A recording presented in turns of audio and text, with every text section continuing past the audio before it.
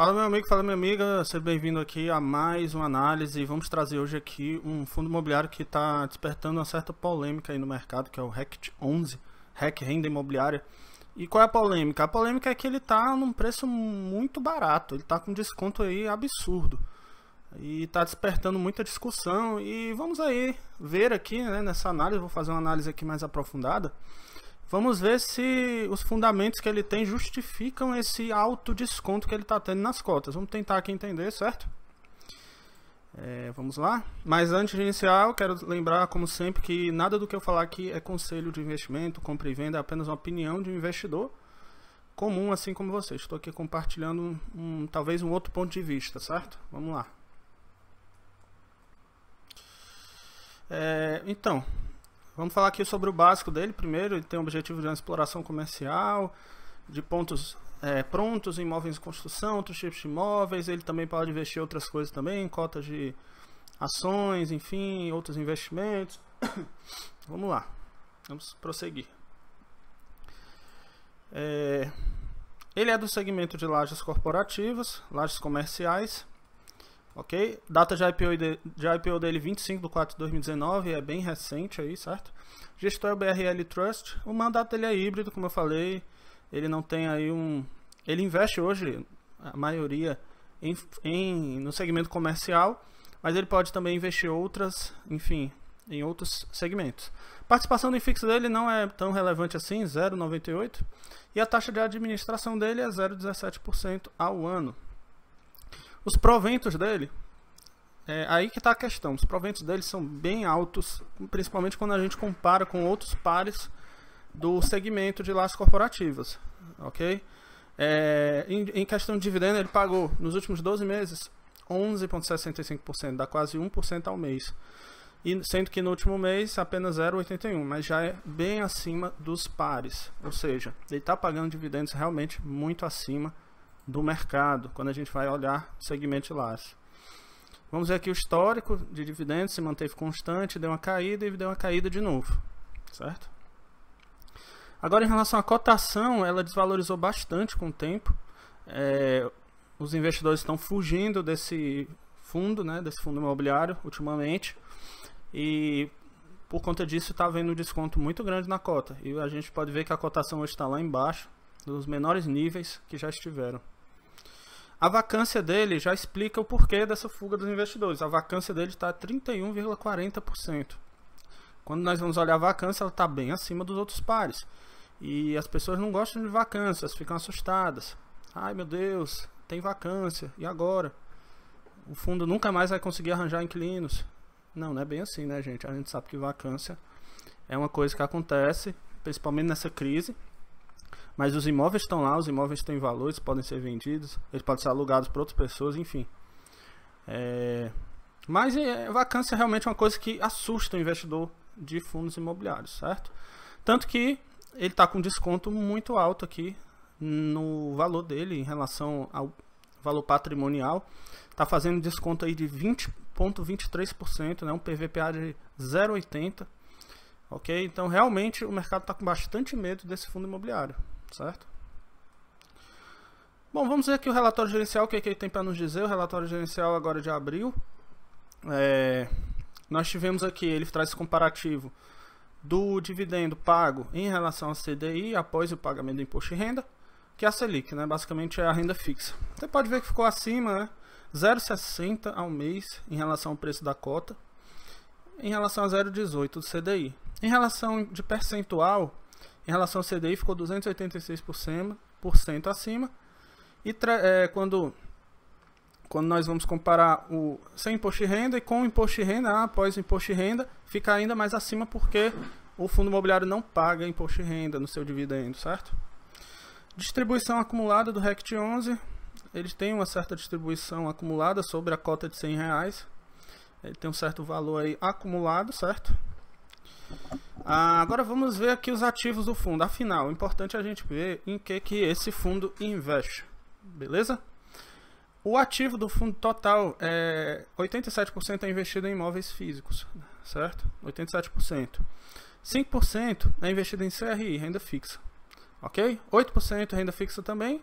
CRI, renda fixa, então a gente pode dizer que o restante, né, é investido em renda fixa, certo? Que de repente é uma estratégia para o fundo garantir alguma rentabilidade ou dar mais estabilidade aí para o fundo, ok? Uma operaçãozinha de hedge aí, beleza? Vamos para a distribuição aqui. Ele tem distribuído sobre a cota de R$100, né? É importante, ele está comparando em relação à cota de R$100, que foi o valor de IPO em 24 de abril de 2019. Tem caído em relação à cota, certo? Você pode ver que o dividendo ao mês tem caído em relação à cota do IPO de R$100, mas a gente sabe que hoje não está R$100, está bem abaixo disso. Então ele já está pagando um dividendo, como a gente pôde ver lá, de 0,80 por mês, certo?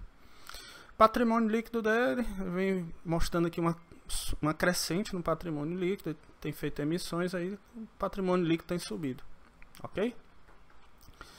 Agora vamos ver aqui o portfólio do fundo. A gente tem os imóveis que ele investe, a gente pode ver que tem presença no Rio de Janeiro, São Paulo, Distrito Federal, São Paulo, Paraná e São Paulo, a maioria aqui em São Paulo, e são imóveis de classe A para cima, certo? Como nós podemos ver. Agora a taxa de ocupação é que pega, no edifício Barra da Tijuca ele está 49% de ocupação apenas. Temos vários edifícios aqui que estão realmente com uma taxa de ocupação bem baixa. É um edifício Campus aqui com 45%, só o Parque Cidade com ocupação de 39%. Corporate de Curitiba, 66%. Agora uma coisa interessante para você observar, né? Edifício Campus Alphaville, São Paulo, 0%. Né? Aqui temos em Alphaville também prédios ocupados, outros que não estão, enfim. Alphaville aqui também tem um imóvel de 100%, outro de 86%. Temos imóveis em Santos, São Paulo, que está com uma vacânciazinha também. Em Brasília temos um imóvel com vacância. Alphaville temos também aqui, ó, São Paulo, uma vacânciazinha. Rio de Janeiro tem uma vacância. Enfim, você pode ver que o fundo ele tem vários imóveis em diferentes estados e ambos estão com uma vacância, né, e todos eles estão com um nível de vacância, ok?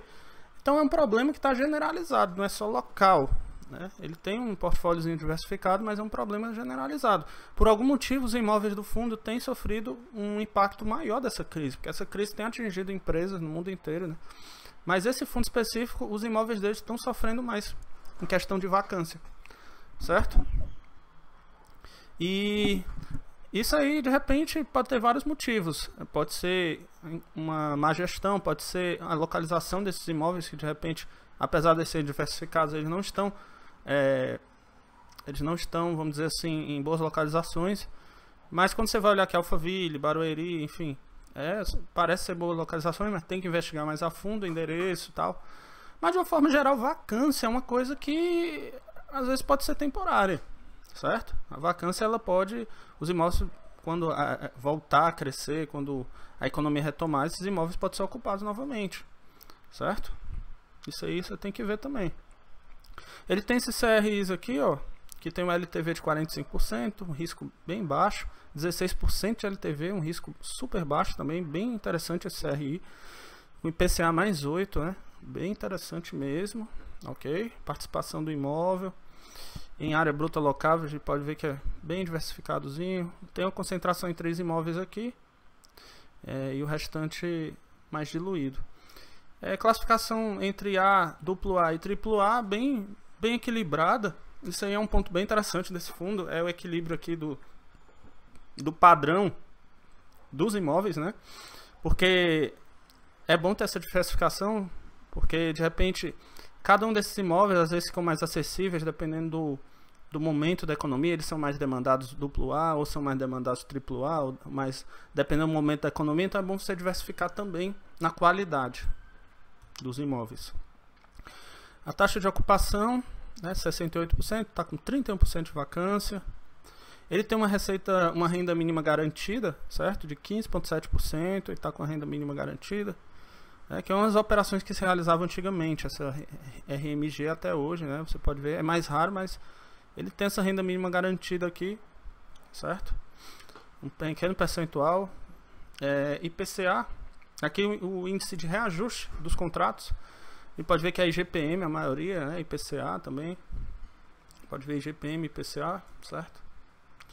A localização geográfica dos imóveis ficam particularmente aqui na região centro-oeste, sudeste, sul, né?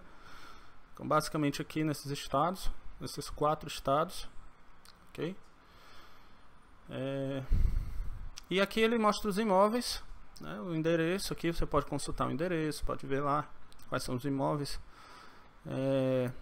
Cap rate aqui, ó, 8,4%, enfim. Aqui estão todos os imóveis.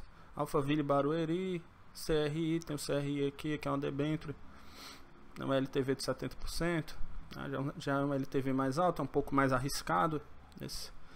Essa operação aqui era um pouco mais arriscada, né? Ela remunera 8% ao ano. Tem esse edifício aqui que está em Barueri também. Ele tem muitos edifícios em Barueri, esse imóvel, esse fundo imobiliário. Tem esse CRI aqui com LTV de 70%, que é um pouco mais de risco, né? CDI mais 5. Ok? Qual a importância do LTV? Deixa eu só explicar que o LTV, quanto mais próximo de 100%, mais arriscado. Ok? Mais arriscado o CRI. Se for abaixo de 50%, eles já são mais seguros.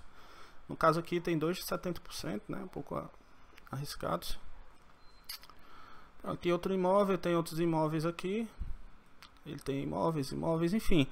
Todos são imóveis. E os imóveis não perdem o valor assim de uma hora para outra. É isso que eu quero que você entenda. O mercado está bem pessimista em relação a esse fundo, né? Mas ele tem um bom portfólio, bem diversificado, pessoal. E eu não acho que valha todo esse desconto. Eu acho que é uma boa oportunidade. Na minha opinião, não é um conselho de compra ou venda, mas é uma boa oportunidade de entrar. Não, lógico que você não vai arriscar todo o seu patrimônio, mas talvez seria aquela porção de risco da sua carteira de fundos imobiliários. Talvez fosse uma boa perspectiva aí, certo? Uma boa oportunidade. Aí aqui ele mostra, né, o DRE, o resultado aqui das finanças dele, receitas, despesas, enfim, quanto que sobrou. Bom, então é isso. Espero que tenham gostado da análise. Na minha opinião, é uma boa oportunidade. Ele tem bons imóveis, bem diversificados. Tá sofrendo muito com vacância? Tá. Mas a perspectiva é de melhora nos dividendos. Ele já está pagando um dividendo bem alto, que compensa esse risco, na minha opinião. Assim, um dividendo super alto, pelo menos pelo preço que ele está hoje, entendeu?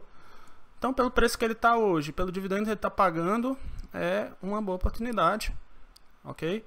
Sem falar que a perspectiva é de aumentar os dividendos à medida que a economia for se recuperando. Então, para mim é um bom fundo aí, certo?